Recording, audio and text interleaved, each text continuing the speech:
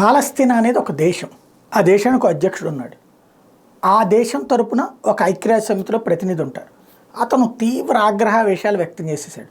మా దేశం మీద దాడి జరుగుతోంది, మా దేశంలో సాధారణ ప్రజలు చచ్చిపోతున్నారు, 22,000 మందికి పైగా చనిపోయారు, ప్రపంచం గుర్తించట్లేదు, గ్రహించట్లేదు అని. కొంచెమైనా బుర్రా బుద్ధి లేని వెదవడానికి సాక్ష్యం ఏంటంటే, వాడి దేశం మీదకి దాడి చేస్తుంది ఇజ్రాయెల్. ఎందుకు చేస్తున్నారు? వాడి దేశంలో అసలు వాడి చేతిలో ఉందా? వాడి సైన్యం ఉందా? వాడికి ఒక పోలీసు ఉందా? ఎవరు చచ్చిపోతున్నారు?